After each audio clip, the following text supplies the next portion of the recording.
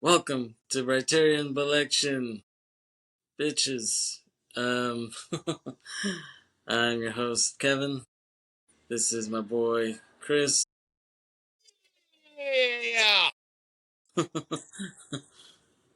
Thanks for that. See you rocking a jersey, that USA jersey?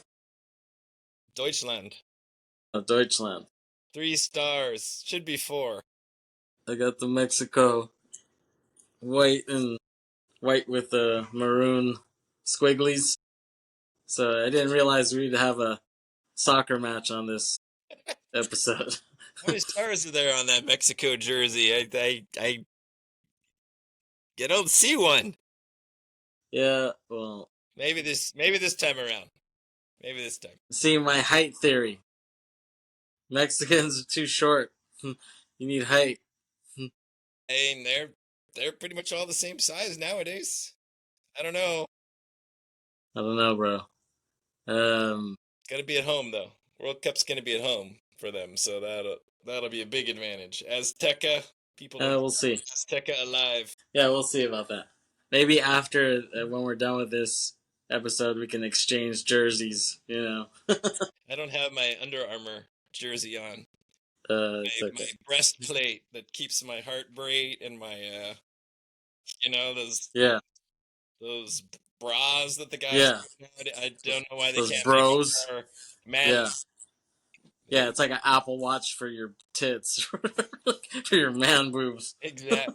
This reminds me of, what was it, Brandy Chastain? Yeah, Bra for she had that sports bra. Yeah, everybody's like, we got to be like Brandy. We got to get these bras too, but we're gonna put devices in them so we'll look cool. But yeah. That's just didn't work. ridiculous. Yes, it is. Yeah, and it has to be black too, like just to show up more on their skin. I don't know. Yeah, I don't know. After the game, take the thing off. What? You can let your Yeah, breasts go flying around in the wind. It's okay. The game's over. Nobody wants to see your breast bra, yeah, bro. yeah, exactly. Yes. So this is a special edition, another one of our Briterion guilties, Briterion guilty pleasures. Which I may have a. Guilty for watching it. I'm sure you did. My shame. Yeah. So I might have this in just another section. It might be its own show, honestly. Criterion Guilty Pleasures. Mhm. So I told you to watch this film because it's one of my favorite guilty pleasures, and it's a little film by the name of Domestic Disturbance, starring John Travolta and Vince Vaughn, 2001. Mother effer. Staying alive. Um, yeah, so I remember. So this movie came out in November 2001. So just a few months after 9/11, you know. Um, and we were reeling from that tragic loss of 9/11. And then this movie comes out and it didn't really help the situation. It was cathartic for people to see justice, Yeah, extreme vigilante justice, justice, Steven Seagal type justice. anti-hero justice. Yeah, people needed to get out and see an action film of I mean, I guess you could be right because kind of an action film. I think they wanted to see the American take down an Arab. And I think Vince Vaughn, he's like part Arabic or something like that. Oh, there So you go. it's kind of funny. They wanted to see the Italian stallion take down the Arab guy. Um, yeah. Yeah. Barbarito, what was his name? Barbarino or whatever? Oh, Barbarino. Yeah. Vinny Barbarino. Yeah, exactly. Good American boy. Yep. Italian American. In America. Sorry, yes. All Americans are great immigrants to our country. Yeah, exactly. First generation, you're probably first generation. Yep. Yep. So we go, that's why we got the jerseys. Yeah, got the jerseys on. Repping the soccer. Yeah, I mean, I guess this movie cost $75 million to make. It's like, why the hell did this movie cost $75 million to make? Maybe it was the really The fire The scene. boats, the nice boats that they made. Sure, those were loaned or borrowed from somebody. Yeah, Might have been the or maybe it was just Travolta. Travolta probably got like 70 of that yeah, in his salary, and it only made back 54 million. So this is a bomb. This is a certified bomb. yeah. Was certified on Rotten Tomatoes like 33% or something. Yeah, yeah, it's something horrible. Well, Double D, Domestic Disturbance. Yeah, but this is like when studios were throwing money willy nilly. They're just throwing out money like it was going out of style. And Wasn't the you know, golden age. yeah, you'll never see shit like this again. Like even like big budget movies are like 75 million is like I mean the the ironic thing is like there's a lot more like a lot of every movie it costs like 100 million to make nowadays, which used to be unheard of. Like Titanic was like the first $100 million movie, like budget wise, but now every movie costs 100 million to make, but they won't let you get over that. You know what I'm saying? It's like 100 million, and that's it. No more, no less. So it's just kind They of have funny. all the movie logo, like they have 5 different studios doing a Yeah, movie because yeah, yeah, exactly. need a little more money. Yeah. Yeah, I mean, I remember in the on the Flow movie, the cat movie, Mm, Flow. yeah, There was like 5 million studios in this. I was like, what the hell? It was like one studio, another studio, another studio. It was like 10 minutes of just studios popping up. it was a great movie. It was a great Yeah, movie. great movie. Yeah, Well, me and they knew it was money. They knew it was gold when they saw it. yeah, The idea, or yeah, yeah, me and Aileen might talk about that someday. Um, Not with you. So yeah, this came out November 2001. So that was my senior year in high school, and I think I wanted to watch this just because it looked cheesy and it had Travolta in it, and I love Travolta. I mean, he's obviously the man.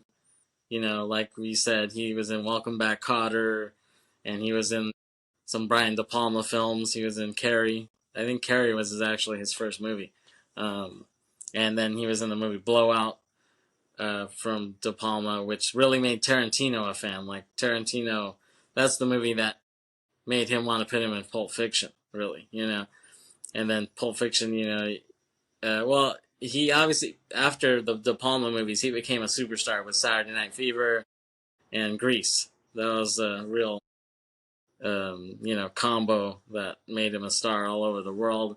hmm And then he fell off after that, and he did some movies that bombed at the time, but they're kind of like cult classics now, like Urban Cowboy, hmm Perfect with Jamie Lee Curtis, that aerobic scene, everybody fucking loves that. um, and then he was, I know you love that. And then he does Look Who's Talking, which I actually like those movies. I thought they were funny. hilarious. Yeah, they weren't high art, but they were funny. But it's funny how he worked with Bruce Willis in those, because Bruce Willis does The Baby, right? He worked with him in that before he did Pulp Fiction. You know what I'm saying? It's kind of funny. This was the dad in that one, right? No, No, he Bruce was. Willis was It was. doesn't Bruce. Oh, No, Travolta. I mean, Travolta was. Oh, okay, yeah. okay. Well, Totally that's funny. person. Well, they're all Podcast. You can erase that part and just go back to the Bruce Willis. okay. They were Uh, together for yeah, Look Who's Talking, and then yeah, back together. yeah. Pulp Fiction. Pulp Fiction. Yeah. Um. Anyways, yeah, I like those movies. I thought they were funny, But people looked at it like his career was in the toilet at that point. Was he in? Um. What? Was he in Michael? Yeah, but that was later. That was after Pulp Fiction. That was horrible. Yeah, obviously. Well, that's what I was gonna say. One bad. So like, he was doing Look Who's Talking, and people were like, "This guy's career's in the toilet." But then Tarantino, he resurrected him with Pulp Fiction. Because he was like, "Oh, I know the type of dude this guy is. I know his '70s work. This guy can kill it if you give him the right character. The right part." And then after that, he goes on a good run. He went on a little good run. He did Get Shorty. He did John Woo, Broken Arrow. and he did another John Woo movie, which is the masterpiece simply known as Face Off with Nicolas Cage. Yes. Yes, which we'll talk about sometime ASAP because I fucking love that movie. And then here's the part where he fell off again, where he started doing all these crappy ass fucking movies. But they were still kind of hits, but they were still crappy. Like Michael, Phenomenon, She's So Lovely, Mad City, That's it. White Man's Burden, Primary Colors, Civil Action, General's Daughter. He did all these fucking horrible movies. And then he did the ultimate bomb in 2000, which is Battlefield Earth. Um, his passion project for his religion, for his Scientology lord. What's his name? Who's the guy who did Scientology?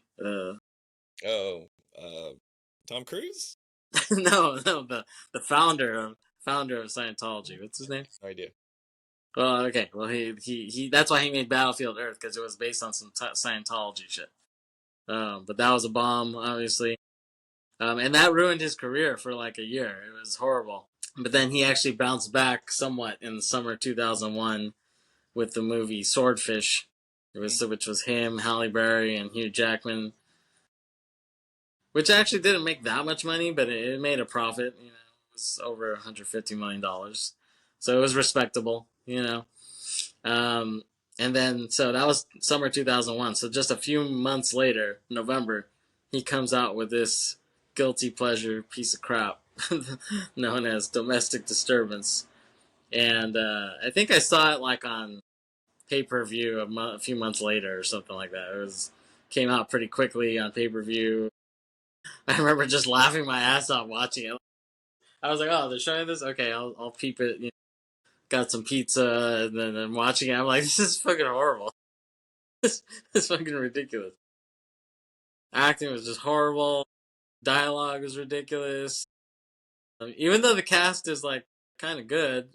I mean, Travolta, Terry Polo, Vince Von Doom, um, and a small part by your boy Buscemi. Yes. No, you love the guy. So it was like, yeah, it was like a Pulp Fiction reunion here too with Travolta and Buscemi. You know, uh, do you know? Do you remember the part that Buscemi has in Pulp Fiction or no? You don't remember, right? Drawing blanks on that. Yeah, he has a small part. It's not a big part. He has a. It's basically a cameo. So he's the waiter when Travolta and Uma Thurman are at the diner. When they're at the '50s diner, he's their waiter, and he looks like Buddy Holly or whatever. It's cool. The dialogue's really cool there. I love the dialogue that Travolta wrote there, because he's like, "How about you, Peggy Sue? What do you want?" It's a really cool scene. So let's do the wiki. They didn't spend any money on a writer, apparently. Yeah, no. They took the copy from whoever sent it to them in the mail. Yeah, and it was like, all right, let's make it. Yeah, but that's what I'm saying. They were just making shit. This is when I really should have tried to break into the industry. You know, I was 16, but it would have been perfect timing because they're letting anyone make a movie at that time. Yeah, literally. So let's do the little Wikipedia definition, shall we? So, in Southport, Maryland, Susan Morrison, recently divorced from her husband Frank Morrison, a struggling boat builder, is marrying a younger and wealthier man, Rick Barnes. Danny, Susan and Frank's 12-year-old son, is clearly unhappy that his mother is remarrying. Susan asks Frank to allow Rick to go sailing with him and Danny to help Danny bond with and accept Rick as a stepfather. So yeah, that's the Wikipedia premise. Brought to you by Wikipedia. Thanks for sponsoring us, Wikipedia. So look for the check in the mail. Yeah. Or electronic Venmo account. Yes. Yeah. Please send that. Cash App. We're giving you good advertising. Nobody uses Wikipedia anymore. Yeah, exactly. Because nobody. Only smart scholars. Yeah. Only geniuses use Wikipedia, like me and Kris. People that. So the movie kicks in, and you can see there's like trying to set this ambiance of like a film noir. Like I feel like the director really thought he was trying to make a legit thriller. Like he thought he was making a Hitchcock movie. Like he thought he was making like The Fallen Idol or something like that. Like yeah, I mean, yeah, it was like, dude, this guy's like, come on, just give it, just he should have just made it for what it was. He was trying to be all high art. It's like, dude, you should have just had Journey on the soundtrack and just like, just some cheesiness. For He's sure. trying to have this nice score. Were you Mark, gonna say something? yeah. Yeah. Composer of Con Air, Tarzan 2, Speed, Bad Boys, Yeah. and it had that Hitchcockian. Yeah, exactly. That's what I'm saying. It was too loud and too Yeah. meant for that It movie. wasn't. Yeah, it wasn't very subtle. I liked it, but No, not, I mean the not with music all was the okay, but dialogue, not with the pictures and dialogue separately. just on Different. its own. Yes. Maybe you can apply it to a different movie. Um, so yeah, Harold Becker is the director. Not really sure what else he's done. Maybe I wrote it down later. So we see like the scenery, and yeah, I guess it is Maryland. Um, the white area of Maryland. Like um, kind of country-ish. Yes. Travolta works with boats, so he's like a boat builder and salesman. You're right. Never use your cat tree as a place for your computer. Yeah, I should have told you that a long It's time ago. wobbly too. Yeah, I'm trying to get this in before one of the cats jumps on my laptop and I can't do shit. Anyways, so we see Travolta and he's rocking the longish hair a little bit. It's like a little bit like his hairdo from Swordfish, kind of left over. Mm-hmm. And he's working on the boats, and his secretary criticizes him for selling a boat so cheap. So we can see that he's not rich. He's kind of struggling. He loves his craft. Yeah, he wasn't about the Not money. about the money. Yeah, The he's money. about the he's about the artistry of making boats. He's a carpenter, much like Jesus. Yeah, yeah, exactly. I think that was the symbolism here. Travolta Did symbolism. is Jesus. Um, yeah, he first came to us in Saturday Night Fever, and he was resurrected in uh, Domestic Disturbance. Because if you count, I think it was his crucifixion, actually. But it was 33 years from that to that. No, it wasn't. It was like it was like 20 years. you, That would have been good though. I believed you. Well, no, because Saturday Night Fever was like 77, and this was like 02, 01, or whatever. Yeah, it was 97 would have been 20 years. 01, that would have been like 23, 24 years. Right. I can see you're really struggling then. So, anyways, his son Danny has a basketball game. So he leaves work to see his son play, and his son's playing basketball, and kind of sucks, but oh well. Travolta, he's just a simple kind of man. Frank is a simple kind of man, boat selling, truck driving man. And he's a salt of the earth kind of guy. And he parks his truck, and then all of a sudden you see this other truck pull up, this nicer, bigger truck, and we see Vince Vaughn is in that car, and you can see his face through the windshield.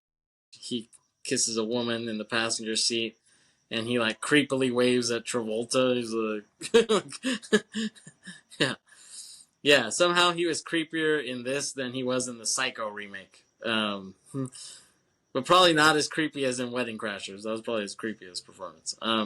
Believe it or not. And so the woman who walks out is Frank's ex-wife, Terry, who played by Terry Polo. She walks out of the car, ponytail, skirt, boots. Yeah,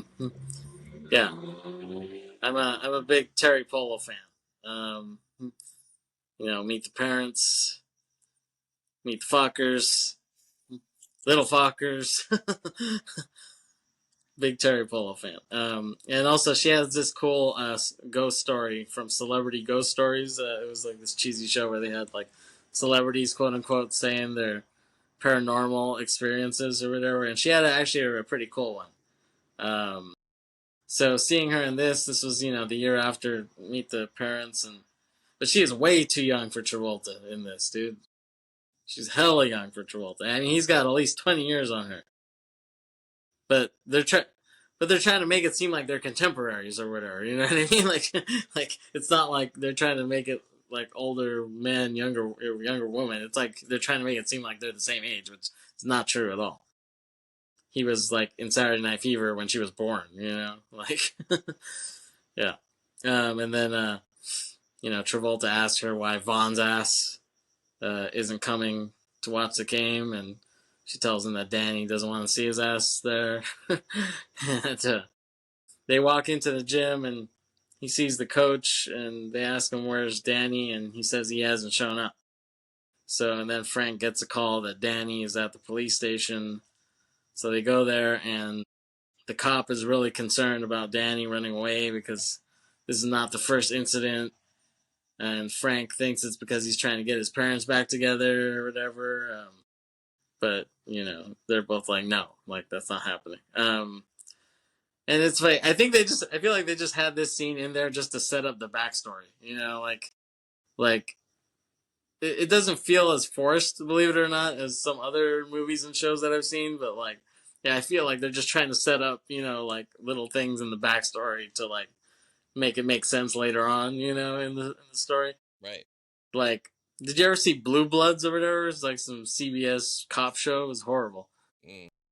Like in the very first scene of that, it was like, oh, like trying to get the new promotion. It's like, oh, well, you won't get that promotion because you have heart problems or whatever. Like they try to cram everything into like the first scene of the show, like to set up the whole thing. It was like, oh my god, it's fucking ridiculous.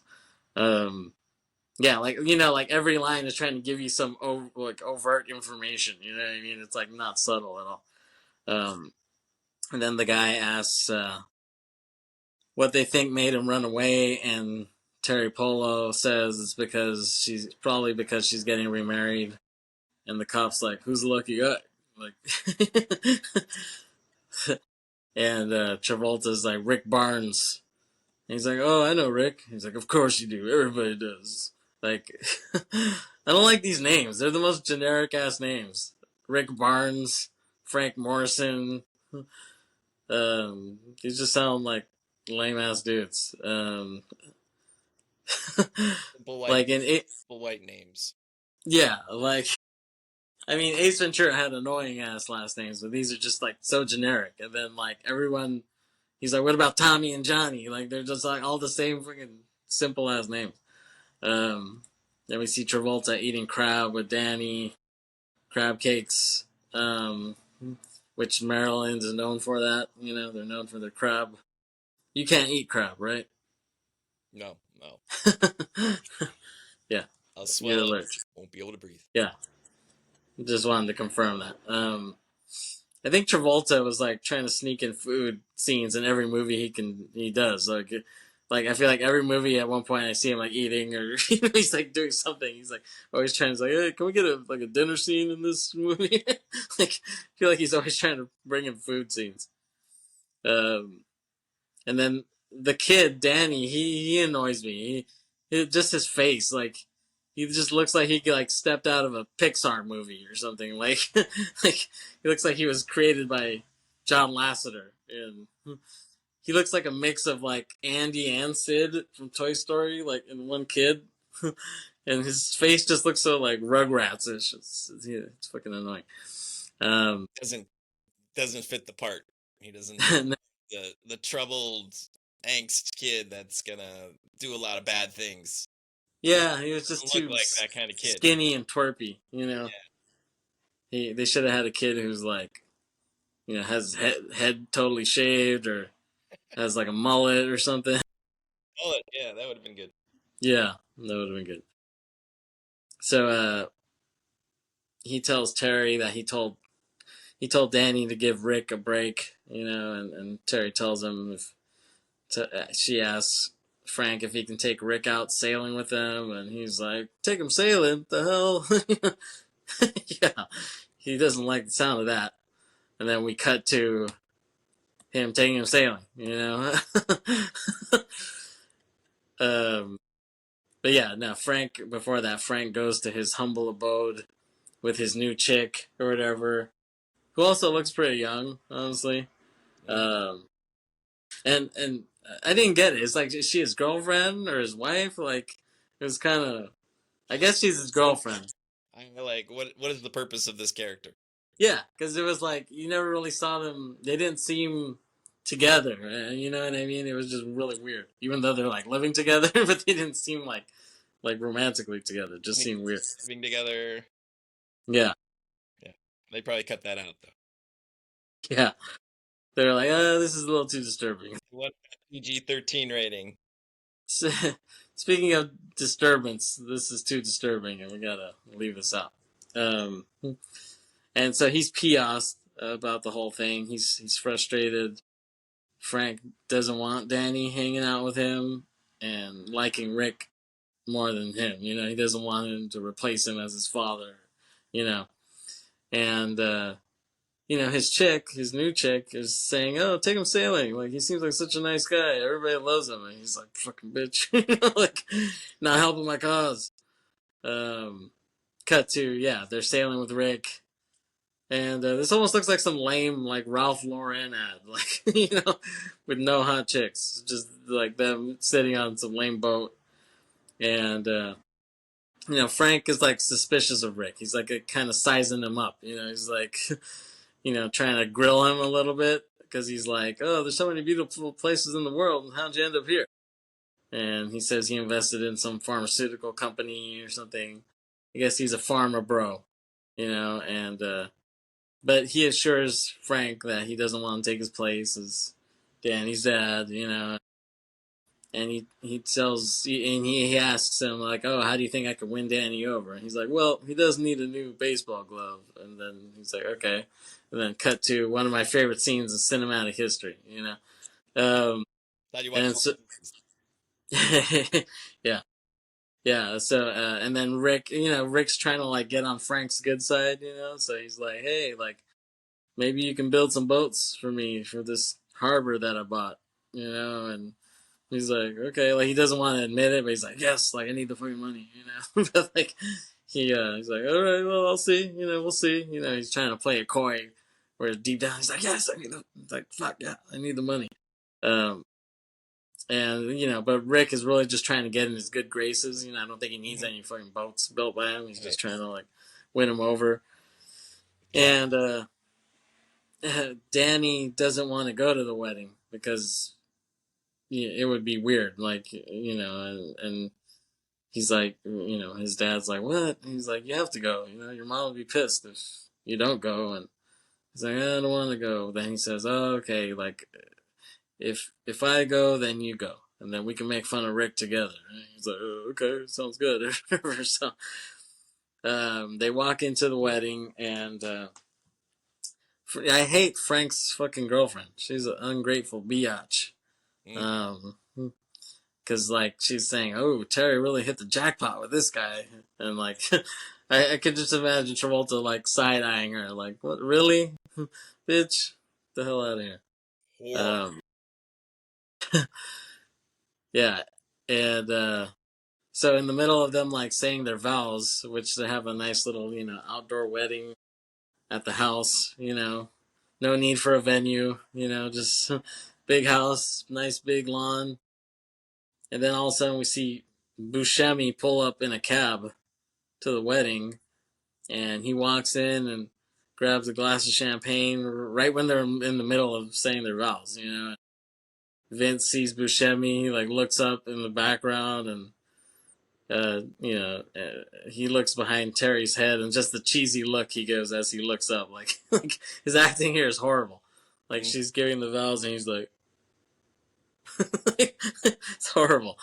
And then Buscemi's just like, ooh, with the champagne, and he kind of freaks out.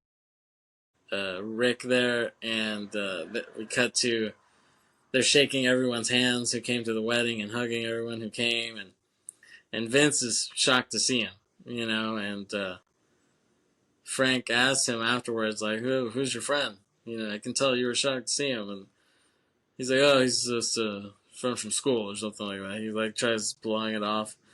But I guess Frank, he feels like he's suspicious. Like, I guess because he has these like perpetually stoned drunk eyes, like, and maybe that's why he thinks he's suspicious.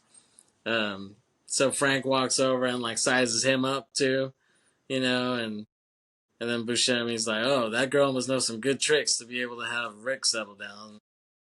I'm sure she knows a lot of nice tricks. You would think Frank would be like, that's my ex-wife, you dumbass. But like, yeah, he tells him like, oh, actually, that's my ex-wife. And he's like, oh, Susan? Like that. I guess that's her name in the movie. She looks like a Susan. That's like the perfect name for her. Just white, Laura Linney-ish woman, But those two girls, they're part of my milquetoast white woman trinity, which includes Terry Polo, Laura Linney, and Hope Davis. This is like the holy trinity of milquetoast white women. Not just white men and women in general, but milquetoast white women. Milquetoast white American women. That's the trinity. He says he's from the Bay Area, and Frank is surprised he came all the way out there just for the wedding, but then he tells him he had business in D.C. You think he's a Warriors fan and he just wanted to see them play the Wizards or something out there? It was pre-Curry, so no. He tells Frank that he's known Rick for a long time. They went to school together, but then Frank was like, oh, I thought you were a business associate of his or something like that. Buscemi's like, okay, Frank, bye. He just like walks away. He just like runs off. He does like the Homer Simpson into the bushes. Yeah. He's like, okay, see ya. And so Buscemi plays Ray.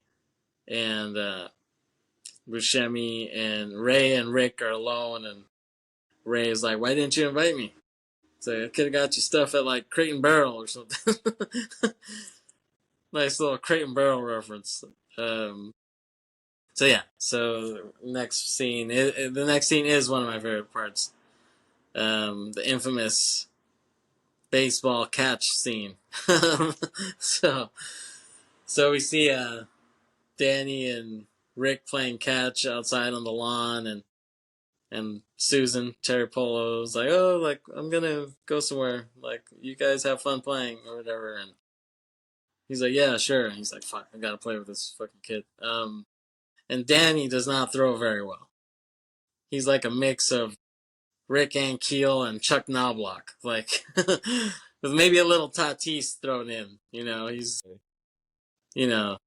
like, Tatis has been known to mutilate some cameramen with his throws in the crowd, trying to get to first base, and he's, decapitating people. And so Danny does a crappy throw, and he tells Rick, like, oh, you should have had that. And, I mean, Rick isn't exactly Don Mattingly, I don't think he should have had that.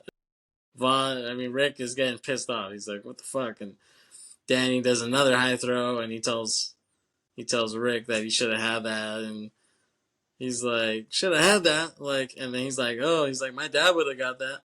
He's like, who's your dad, Shaquille O'Neal? And he's like, oh, my dad was captain of his baseball team. He's good at all sports.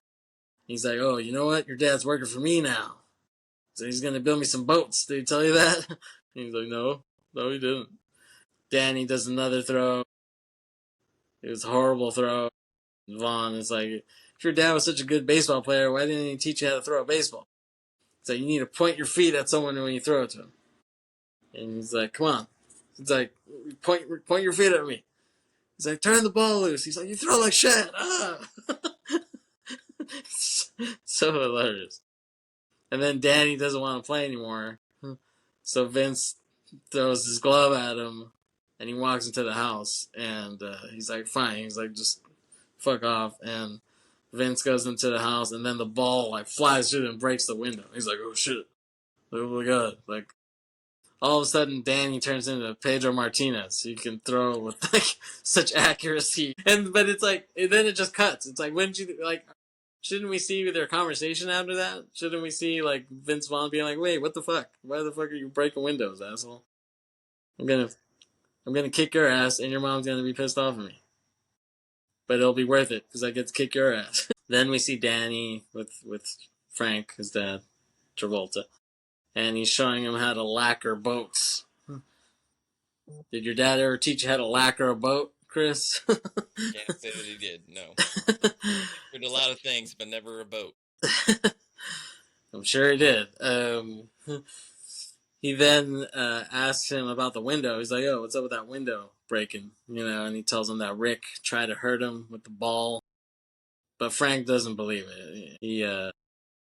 And then Danny asks him like, "Oh, why do you have to work for him? Like, you tell him you don't need his money." And he tells him, "Well, honestly, I do need the money. Most people don't buy these shitty old boats anymore. Nobody wants this wood piece of shit. This is just a passion project, but it's dying out. Um, and he's like, okay, well, I guess my dad's poor then. That's why he has to work for him. And then Frank goes into town and he bumps into Buscemi's ass at some cafe or something, and he's surprised he's still in town. And he says he's decided to stay for a while, get a little R&R, as they say in the States. That line, that as they say in the States, it's was in this Irish movie called Intermission. Did you ever see that? It was a good movie. Yeah, I think I did. Intermission. Colin Farrell is in it. He has a small part in it. Cillian Murphy. It was like all these Irish actors. Cole Meany, who's from Con Air. But it's like a bunch of kind of like interconnected storylines, like a bunch of shorts in this one town, and they all kind of connect. It's a pretty cool movie. But it's funny because there's like the boss in the movie. He's like the boss of the office, and he always says something like, as they say in the States. He says like some guy says, "Oh, like, are you lying?" And he's like, "I shit you're not," as they say in the States. And he says something else. I forgot what he says. And he's like, "As they say in the States." And then at the end of the movie, he's like, "Oh, you're going on vacation?" He's like, "Yeah, I'm gonna get a little R&R, as they say in the States."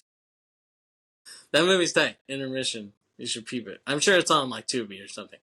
Maybe we can talk about it sometime. Yeah. So he says he was there for some R&R, and he says he really likes the town. He's thinking of looking at some real estate. And he says, "You're kidding." And he's like, "I kid you not." Or whatever. I think that whole thing was improvised. It wasn't improvised very well either. It was pretty shitty dialogue. It was like, where the hell is this dialogue going to? Like, it's like, "You're kidding. I kid you not." And then Frank tells him about his realtor friend, Sam Jones. That's another generic fucking name. Sam Jones? Mm-hmm. Such a cookie cutter fucking name. Can't throw in anything different. And then Buscemi says, "You know what?" He's like, "I haven't seen any adult bookstores in town." and Travolta's just like, "You're kidding." And he's like, "I kid you not." And just cuts right there. And it's like, what the fuck? The hell was that about? You would notice that there's a lack of adult bookstores, though, right? Of course. Yes. That's what I book all my vacations based on, is proximity to an adult bookstore. Yes. Is it really the books he's looking for, or the movie? I think he probably wants the movie. Just The big ass box VHS. Yeah. the laser It's like, disc. "I'll take this backwoods bitches." Yeah, why did they have them in such big ass boxes? Just to embarrass you as you tried to buy it? Exactly. Yes. In the little curtain section of your little Blockbuster, right? Right. Yeah. Shame. Yeah. So Rick walks by, and he bumps into some older professional guy, and they talk a little bit, and then Rick notices Buscemi and Travolta talking in the cafe, and he's like, "Oh shit! Like what the fuck?" And he's kind of freaking out. So then we see Vince driving out, and he goes to the Shady Tree Motel to talk to Buscemi. Nice touch. Shady Tree. Nice name. I think it was a bit of foreshadowing, because he's shady and he likes to smoke trees. So Shady Tree Motel. And then the clerk, when they go into the Shady Tree Motel, is the dad from Donnie Darko. So he's funny. And then Frank the Bunny, Frank Morrison. And they came out the same year, actually. They both came out in 01. Actually, Donnie Darko came out like a month before this. Because it came out not long after 9/11. So, it's kind of funny. And he was in two. He was like kind of hot at the time. He was like a kind of a hot character actor. And then after that, nobody wanted to work with his ass ever again. I think I saw him in some commercials, but he didn't have that long of a run. So Vaughn asks Buscemi, like, why are you in town talking to Frank? And Buscemi's like, why'd she leave him? He's great. He's like, now she's with your dumbass? Fuck. And then Buscemi alludes that they used to be in prison together with two other guys who he owes money to, supposedly. And he's like, you want to know how I found you? He's like, I remember one time when you were drunk, you told us about your horrible childhood, except for one summer you spent on the Maryland coast. He's like, and then I saw your name was making the papers in the area. That's how I found your ass. And Rick says, you know what I like most about not working outside of the law? I don't associate with scumbags. And he tells Buscemi that he'll call him when he has his money. And Buscemi's like, quit stalling, and then he goes back home, and Susan, tells him that she's pregnant. And the look on his face is like, great. He kind of had this look of Scott Peterson. Didn't seem very happy about it. But then Susan's worried about Danny's reaction. Because she's like, dude, if he's pissed off we're getting married, he's going to be even more pissed off that got knocked up. And then, lo and behold, he's right behind her. And then he runs to his room and he calls his dad's house, but his girlfriend answers, his stupid ass girlfriend, and it's like, why didn't he just call a cell phone? You know what I mean? Like, we saw he had one earlier because he called him, like, he got a call from the cop or whatever. Why didn't he just call his damn cell phone? I mean, that would have been easy. I used to have to page my dad when I needed some shit from him, and then I had to wait at the payphone, and who knows who the hell would have called back. Could have been Bubbles the Clown trying to get some shit. We see Vaughn call Buscemi again, and he tells him to be ready at this time because he has the money, and Buscemi is in the hotel room with some whore smoking. Similar to how he had a whore in the hotel room in Fargo, too. I think art imitates life. He partakes in the services of a lot of whores, apparently. Travolta has the food in his contract. He has the whores in his contract. You gotta please the actors if you want them to work with you. Yeah. And it's like one or the other. It's like, we're not making two trips. No whores and food. It's just one or the other. Scene in the restaurant. Scene in the restaurant. Scene in the restaurant. I don't know what I'm saying. Scene in the restaurant. Scene in the hotel. Which would you want? Yeah. Yeah. You gotta make a mind. And Travolta's like, restaurant. Better be fucking good, too, because I'm not gonna get a lot of shit for this. Yeah. Yeah. This is a fucking horrible movie, too, so. Best fried chicken and waffles I've ever had, please. Yeah. But coming right up. I think they have like Bojangles over there or whatever. It's called like Bojangles. It's like a Popeyes-ish type of thing. Supposedly it's good. Maryland? Yeah, like in that area, like in southeast kind of area. Mm-hmm.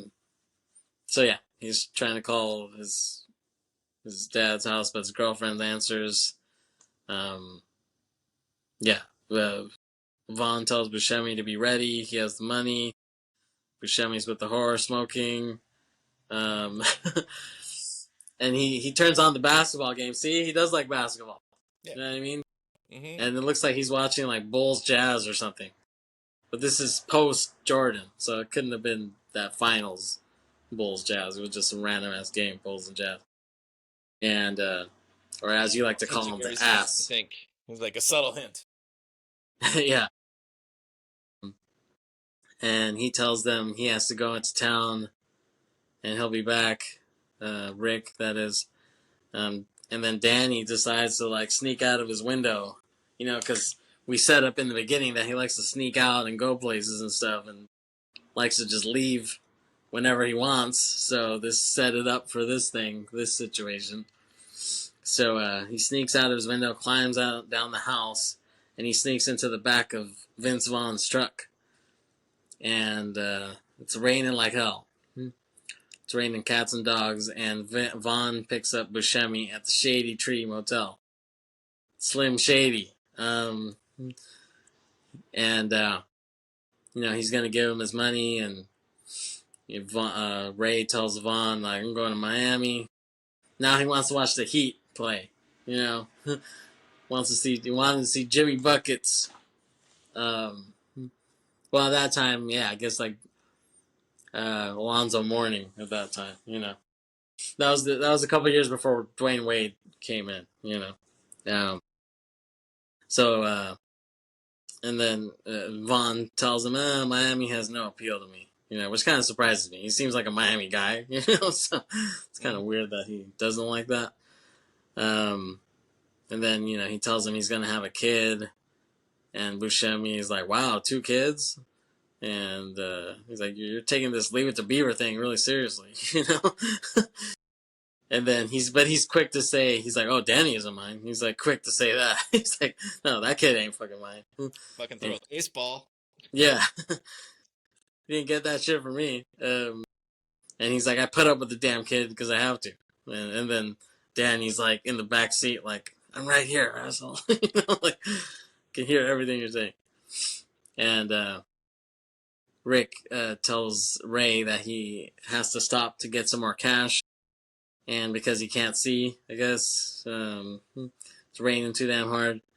But he tells Buscemi to look in the back to look for something or whatever. And he checks the back, and he just starts smiling, and he sees Danny, but he's about to tell Vaughn, and he's like, you're not gonna believe me. He doesn't just spit it out, damn it. He doesn't just say, like, if you saw someone, wouldn't you be scared? And you'd be like, what the fuck? You know? Yeah, there's a fucking kid back here. But then he's like, you're not gonna believe this shit. And then Vaughn just stabs him in the back with his big ass knife. Yeah. You know, I don't know. Would he die? Would he really die on the impact of that knife? You know, I don't think so. Yeah, Maybe hit a artery or something. hit a nerve. Yeah, Right through to his heart. I don't know, because I guess. Yeah, guy. yeah. I mean, that's true.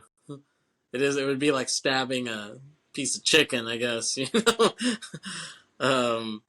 But yeah, I felt like you know, it seemed a little unrealistic. But that was a kind of a big knife, so maybe.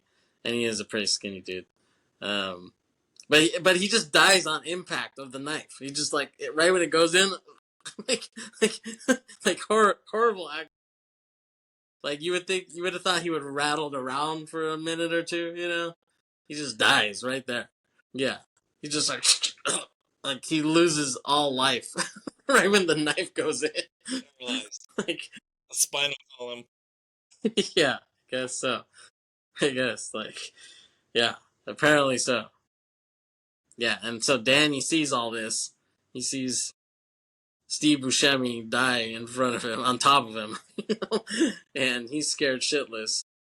But he stays hidden in the backseat. So Vaughn has no idea because he didn't hear what the hell, you know, stupid ass Ray couldn't spit out his shit, you know. So he has no idea that Danny's back there. And then Rick drives off somewhere else, and he takes the body to this like incinerator, and Danny sees Rick throw Buscemi there in a body bag, And Danny's like, oh shit. And he gets out of the car to like confirm that that's what he's seeing or whatever. And yeah. And then Rick goes back to the truck and he sees like the truck or like the back door open of the truck. And he's like, that's weird. Like, why's that open? Or whatever. Like, did I leave that open? Like, and Danny hides behind the truck. Like, when Rick walks away, he runs out. He runs out possibly to his dad's. And then Rick drives up back to the house and he sees cop cars and Terry Polo is talking to a cop and she looks concerned. And Vaughn wants to shit his pants at that moment. He's like, "Whoa, shit!" He's like, "They caught my ass already? Shit, that was fast." So he comes up and he's like, "What's going on?" And Terry says, "Danny ran away." He's like, "Oh, thank God!" Like he's like, "Jeez, thought that was about me." But the cop says he's with Travolta, so Rick says, "Let's just pick him up or whatever." And then the cop's like, "Not so fast." So Danny says that he saw you kill a man. He was hiding in the back of your truck. And Vaughn like tries to laugh it off, like really, and they take Danny and Terry in for questioning, asking why he's making this shit up, and Terry thinks it's because she's pregnant now, and they tell Danny and them that there was no visible evidence of Rick doing this, and so Danny wants to go home with his dad, but Terry wants him to go home with him, and then Travolta tells Danny to go home. Like he's like, "You don't believe me either." He's like, "No, like, get the hell out of here." And then Danny can't sleep at home, so he has this aluminum baseball bat as protection, which is a classic. Why does he get home with him like so calmly? He's not gonna scream and yell. He's not gonna. Yeah, exactly. Wait, I'm not gonna go with him after that. He just goes with him back Yeah, to the house. he's like, "All right, I'll go with the killer guy." Okay, Dad, I'll do what you want. Once again, horrible acting. Horrible. And then we see Vaughn. He kind of creeps up behind him, and he's trying to tell Danny like that was all a dream. Like you didn't see that. Great jump scare. Yeah, exactly. And Frank is looking out on his pier, and he has a bad feeling about the whole thing. And then Rick goes to his workshop the next day, and he says he won't take the situation personally, but he will give him a $50,000 check to start making boats for him. And he tells him like, "Oh, I couldn't sleep last night because I was thinking that my son lives with a guy that I don't know anything about." He's like, "You don't know me, but you know Danny." That's what Rick retorts. He's like, and Frank's like, "Yeah, he lies. He lies. He lies to his mom, lies to his grandma, teachers, cops, the church." And then like Vaughn's like, "Yes, like," but then he's like, "But he doesn't lie to me." Like that's Frank's final like line. And then Rick can't believe like he's falling for Danny's story. Like he can't believe he's believing him. And then he's like, "So who's this guy Ray? Like first he's your school chum, and then he's your business associate. Like what the hell?" So basically, Rick walks away and tells him he's like, "Oh, give your girlfriend my best," or whatever. like he has a good relationship with the girlfriend apparently, and we cut to Frank arguing with Terry at the school, and she doesn't believe him, and I hate that. I mean, I hate it, but I love it. Like, I love when nobody believes the main character. Like, only at the very end do they see the light. And he takes Danny to stay with him because Danny's scared. But then Terry calls the police to arrest Frank, saying he's trying to take custody of Danny by force. And so that same sergeant questions Frank, the same guy at the beginning. And that's the thing. Not even his chick believes him. Like, she can't believe Frank. So she, like, basically breaks up with his ass because she thinks Rick is a good guy. And she thinks Frank is trying to use her to get custody of Danny back. Like, what the fuck, bitch? Like, you're smoking crack. Get to stepping, bitch. Get to stepping. Yeah. Kick Ungrateful. rocks. Yeah. You're a whore, and you deserve to go with Buscemi, wherever he's at now. Yeah, she was horrible. Hated her. Unnecessary and pointless character. Yeah. Just aggravating to watch. And it's funny because Vaughn is like, oh, like if we lose custody of Danny, that's okay. Like, you know, like he's like I don't mind that. He's like happy to see him go. He's like, you don't want to stress yourself out. The doctor said it's bad for the baby, and then she's like, I don't give a damn what the doctor says. And he's like, fuck. So he thought he could just like get rid of Danny and everything would be gravy, but she's like, no, I want Danny back. So he's like, fuck. So Vaughn corners Danny in his room, and he's like, if we come back home without you, your mom's gonna be real upset. He's like, how would you feel if something happened to your dad, huh, Danny? Huh? He's like, that'd be sad, huh? And like these low angles, like they're really trying to make it very Hitchcockian, you know, like the low camera angle looking up at Vaughn, you know, like with a little bit of the stepfather thrown in, sprinkled in. Stepfather directed by Hitchcock, you know. But not as good, obviously. So they go to the custody trial, and Danny's on the stand, and he lies basically so that he can keep his mom happy and stay with her and Rick, basically, you know. But you know that's not the truth, but he just says that, you know, just to not make any waves.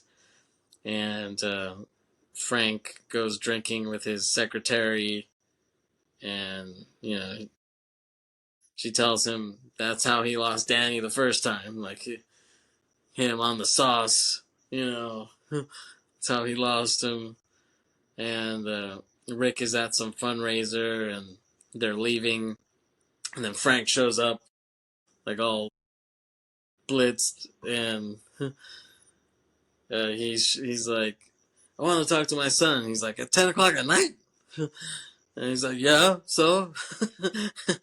And Travolta gets pissed off, and some guy is defending Rick, and Travolta's like, fuck you. Just hanging out with him for his money. You didn't even know who he was 10 minutes ago. Hilarious. Yeah. And Danny tells him, he's like, just go home, Dad. Just go home. And he's like, what? He's like, just go home. And he's like, fine. But it's really just a decoy, because Travolta goes to the car, and then Danny goes up to him and gives him his wallet so that he knows where the incinerator is, to where to find that. Yeah, nice. Then we see Danny brushing his teeth, and then the camera pans, and Vince Vaughn's right behind him. And he's like, can I borrow $5? And he's like, where's your wallet? And he's like, oh, like I lost it. And he's like, you're a little fucking liar, aren't you, Danny? He tells him. Frank goes snooping around. He goes to the incinerator. He goes to the Shady Tree Motel, and he talks to the Donnie Darko dad guy, and he's like, oh, can we check the phone calls? And he's like, oh, like he's looking up Ray's phone calls. And then he's like, oh, like he called this place a lot. And then the Donnie Darko dad's like, yep. It's like he loved the ladies. He really liked the ladies. Horror theory. Okay. So then Frank knocks on that whore's house. Actually, he goes to that whore, knocks on her door, and says, give me more. So then he asks her if she knows Ray, and she said he owes her money. Mm-hmm. And we cut to him inside. She like made him some coffee or some tea or something. They're drinking at the table, and he's like, well, what'd you guys talk about? And she's like, well, we didn't talk much, you know. he's just like screwing and watching basketball. And it's like, don't we all? Don't we all just like screwing and watching basketball? It was at the same time, you know. It's great. Screwing while watching basketball. It's like, oh, and he goes to the hole. It's like, oh, also a slam dunk. And it counts. Yes. With authority. Flagrant. And one. Yeah. So she says he just like screwing and watching basketball. And she shows him the lighter, and he sees if she recognizes it. So he buys it off her for $25. And he takes it to the sergeant to run fingerprints. So then the sergeant sees him the next day, and he says, "The only fingerprints are of that whore that are on this." He's like, "Fuck." A lot of fingerprints, a lot of different fingerprints. The only one we can make out was the whores, though. Yeah. It's like, and some fluids on here too. Not lighter fluids. DNA and hair. Yeah. So and then Rick sees him outside the police station, and he's like, "Oh, we were both a little hot. Let's forget about that argument they had outside of Chili's or whatever the hell they were, you know." And then Frank, he like shows him the lighter. He's like, "Oh, you recognize this, huh?" And then Vaughn like kind of starts freaking out.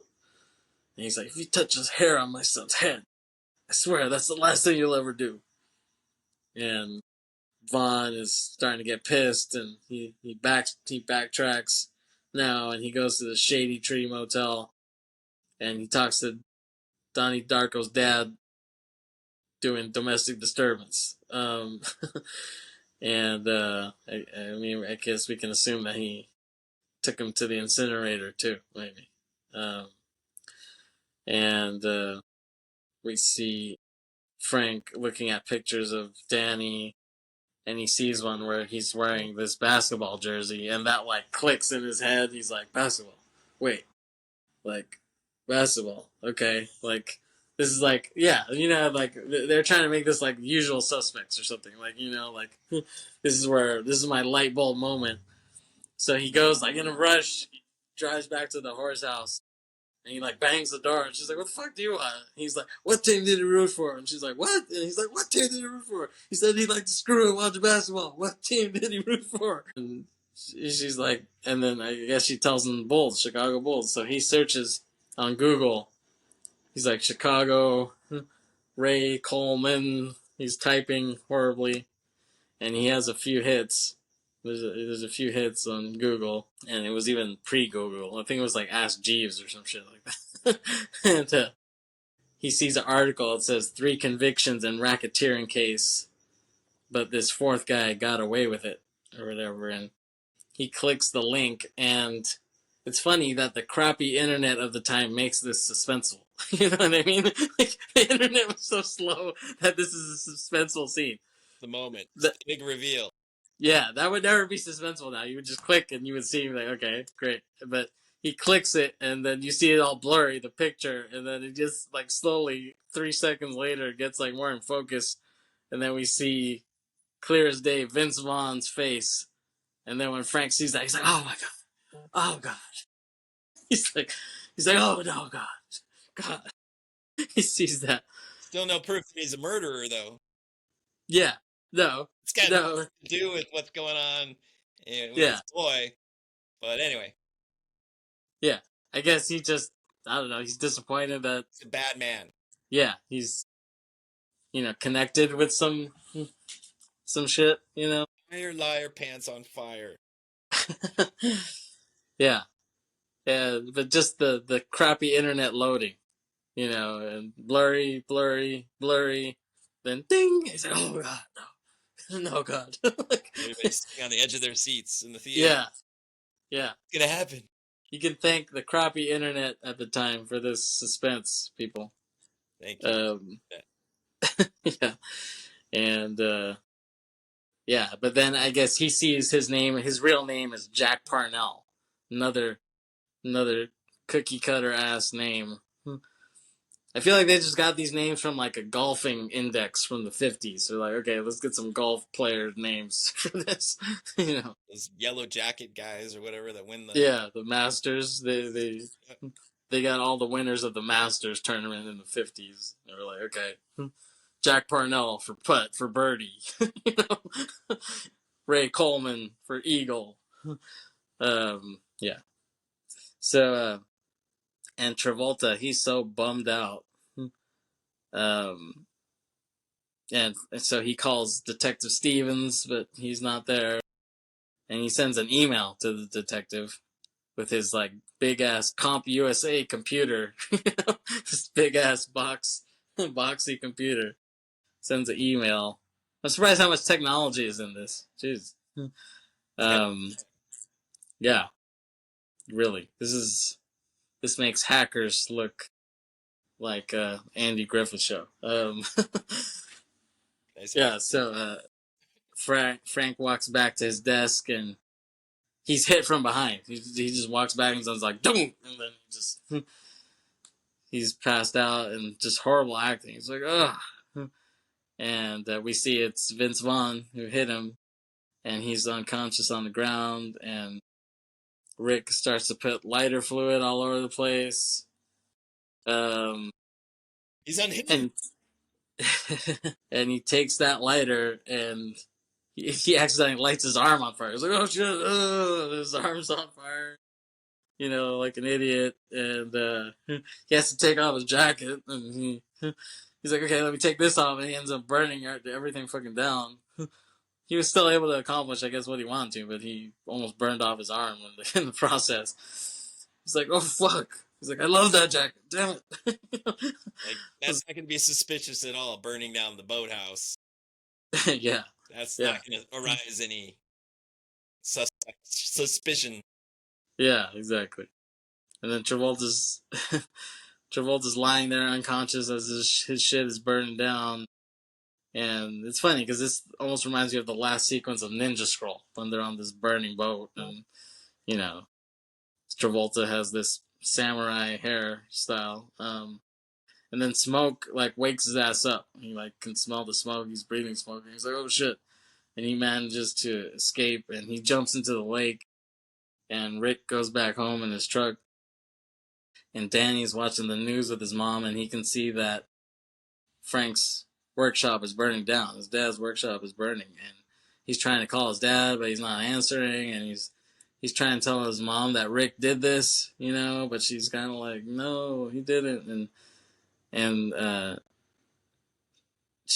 Terry sees Vaughn in the bathroom and he has like burns and scars on him, and she's like, okay, now I see.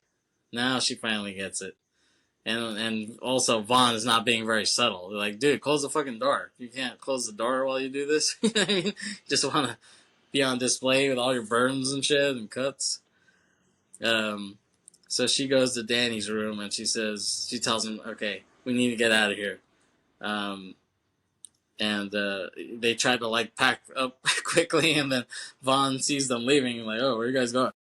And she tells him, oh, there was a fire at Frank's place and yeah, we gotta go. And but he's like, whoa. And then Frank calls the house, but Rick answers. And so when he hears his voice, he hangs up. And but then Rick can see the caller ID. He's like, fuck. He's like, Frank Morrison, he's fucking still alive, asshole. So Vaughn catches them in the car in the garage, you know, about to leave, and she's talking on her Nokia to Frank, and he's telling them to leave, and she says, I know, but then Vaughn stops them, and he says he could drive Danny, you know, so she gets out of the car, but then Vaughn gets in the car, but she slams the door on his leg. He's like, fuck! Ah! And they run back into the house. But Rick cuts the phone lines, you know, he's like 2 steps ahead of him. And then he jumps through the glass door and scares them, just for no reason. He's just like, Batman style. Yeah. He just jumps through, tackles them. Unscathed. Yeah. Not a cut yeah. him. Yeah, he's just like, I'm good. Like, I'm fine. I just had 5,000 pounds of glass shatter on me, but yeah.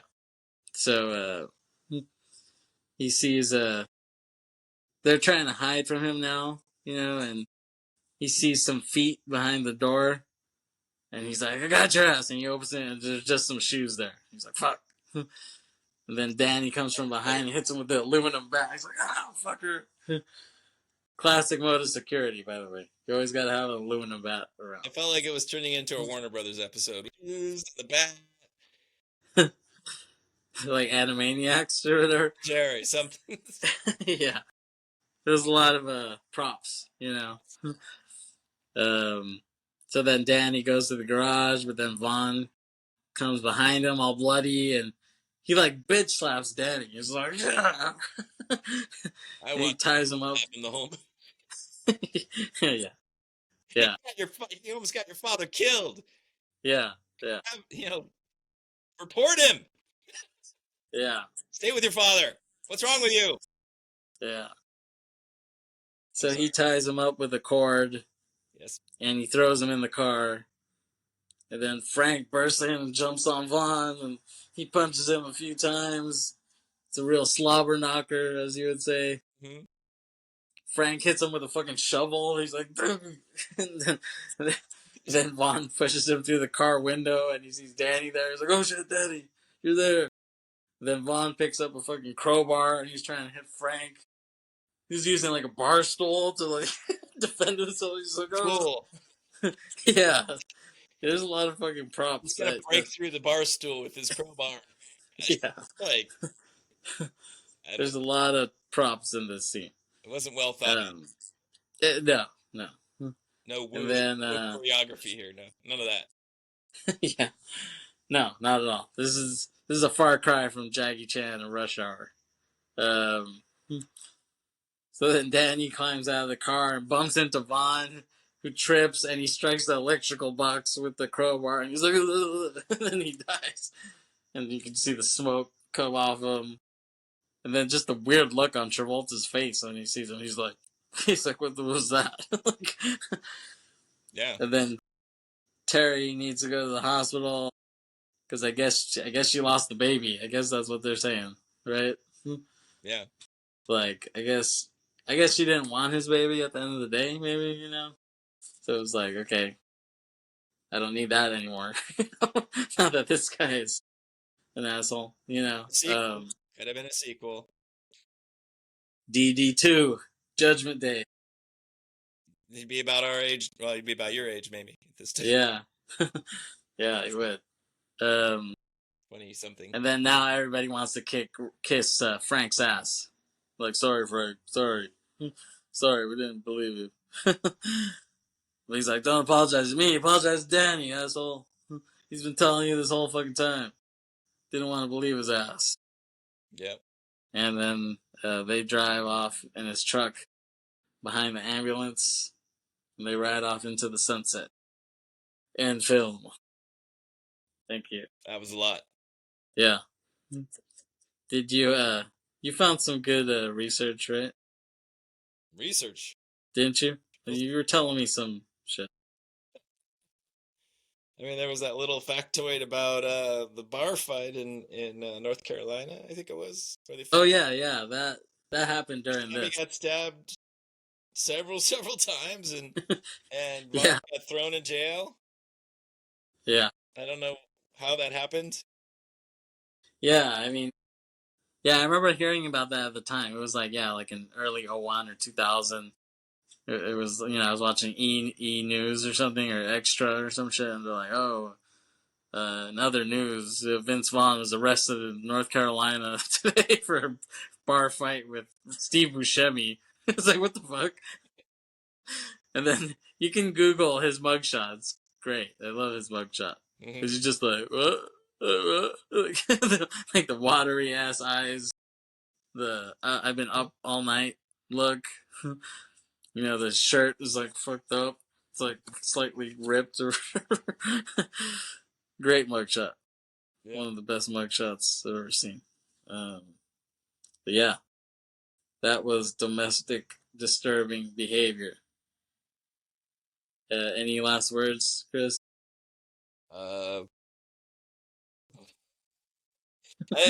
It's entertaining. It's definitely entertaining, and you're definitely gonna laugh a lot. I don't know. Yeah. So I'd say give it a peep. Yeah. If, Get your best buds together. yeah, Get some pizza. it's Get some beer. not a A lot chick of beer. It's A lot of beer.